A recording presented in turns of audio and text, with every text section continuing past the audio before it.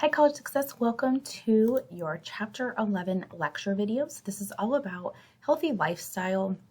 And so this chapter is going to cover physical, emotional, mental health, like all of those kinds of aspects of your overall health. And so one of the things that starts off with, as always, is kind of just checking in with yourself.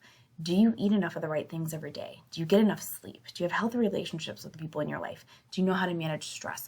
So some of this, especially depending on where we are in our life age-wise, we may have a good handle on some of this, but I think it's still important to constantly be checking in with yourself, because the busier we get, especially if you're a student, you're working, you're a parent, you have other responsibilities, you sometimes forget about some of your own health components. And so I think this is a nice chapter reminder to just check in.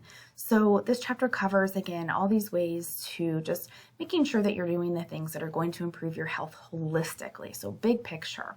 So engaging in a healthy lifestyle, there's a little kind of like a warning story, if you will. It's a 17-year-old boy who lost his eyesight because of a poor diet. And it talks about the phrase, like, you are what you eat. And so just really making sure that you are living in a way that is going to be healthy for you all the way around. And this is talking about kind of our intake of things, like reasons we become unhealthy typically boil down to these two things. We don't give enough nutrients for ourselves, or there's too many toxins in our cells. So making sure that you are eating properly, you're staying hydrated, you're exercising, you're sleeping well. So this is what's going to go over. There's a lot of different resources out there on making sure that you're eating healthy. And I don't know, I can only really speak for myself, but like, I know how to eat healthy.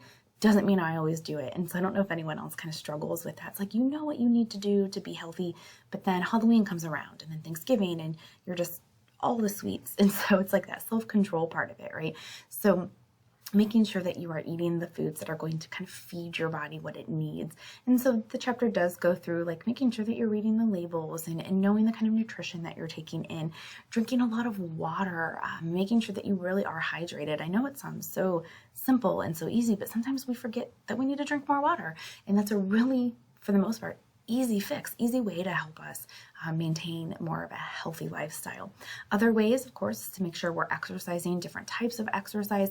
And as always, when you get into the chapter, you can go through and really look at the details of all of these. So talking about the different types of foods and the labels. And then if you scroll down, here's the drinking, more water. Here's the exercise. So the 3 different types of exercise: and flexibility, strength, and cardiovascular. So making sure that you're doing a little bit of that, if not daily. I know it gets really tough sometimes to fit some of this in if it's not already in your routine, but working on making sure that that is in your daily, if not weekly, routines. Also sleeping, this is another one that I can admit that I struggle with. I'm not a very good sleeper. And so how can we make sure that we are doing what we need to do? So kind of ask yourself, how often do you wake up like ready to go? How often do you wake up not quite so ready? So sleep is one of the basic foundations for good health. However, it says that almost 40% of adults do not get enough sleep. And that can be carried over. Your lack of sleep is going to affect mental, physical, emotional, all of those things, and academic. If you are not sleeping well, you're probably not going to be retaining and remembering information that you read and learn and study. So what happens if you don't get enough sleep? There's all of these like symptoms here, if you will. Like you could have some physical symptoms. You can have some kind of irritability, memory loss. So some of this is more extreme than others, but you do see that. So what do you do if you need to improve your sleep? So here are some tips. One of the things that is not on here that I always try to make my own children make sure that, is screen time. Making sure that screens are being shut down, about 30 to 60 minutes before bedtime. So that way they're not kind of engaged in that way, and their minds can start to kind of calm down a little bit from there.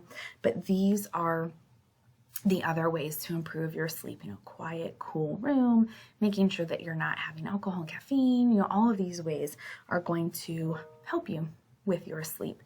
If you're still having trouble, you can have sleep studies done. I actually had a friend who recently took a sleep apnea, and she actually got it done at home. So they sent her the equipment.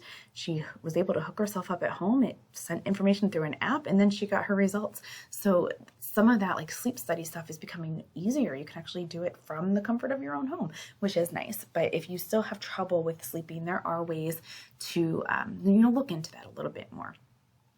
Some emotional health, talking about like stress, and let's face it, we're always stressed, especially if you're in school and you're working and doing all these things. But the problem is, can we manage the stress? Stress itself does not have to be a bad thing. Stress can let us know like that we care about something, that we are invested in it. But when it starts to impact our relationships and our ability to kind of function properly on a day-to-day basis, that's when we need to take some steps. So if you have chronic stress, it might mean you have trouble concentrating, you have headaches, you are irritable, you cannot sleep, so those are signs of chronic stress. And I'm really going to look in here. There's lots more detail in your textbook here. Here are ways to try to start just combating it a little bit.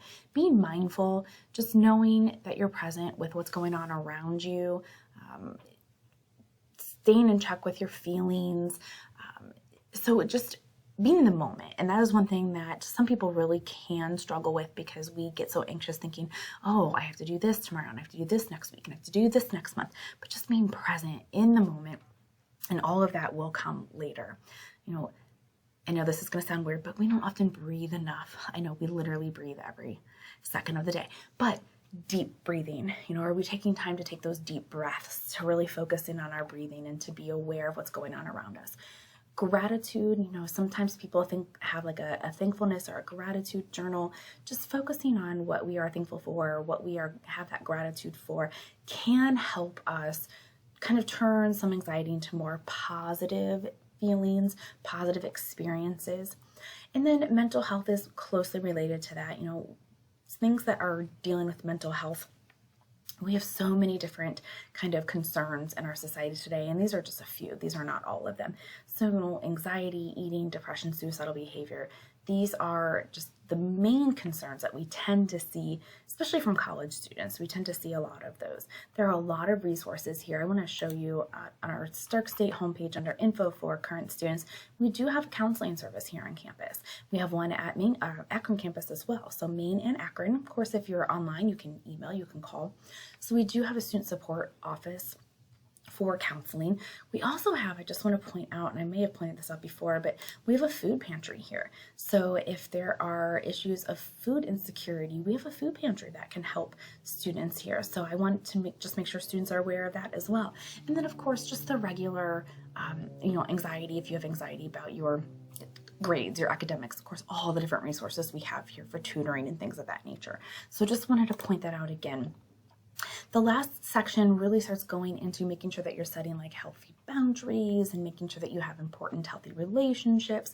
And so it does go into, and this can really apply to, like parents, siblings, roommates, like a romantic partner, all of those different things, and all of those can connect no matter what the relationship is. Is there trust there? Is there communication? Is there honesty?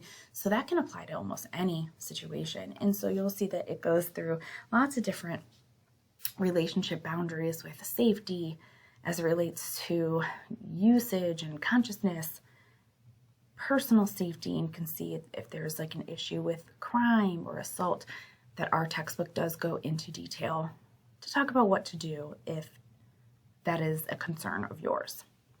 All right, as always, I encourage you to really take a look through the textbook itself. It'll go into a lot of detail, especially I feel like stress is often the biggest concern for students. So really focusing in on that emotional part, talk about the deep breathing, the meditation, the gratitude, and this chapter talks a lot about other resources as well. All right, I will be back with your assignments that are connected to this chapter.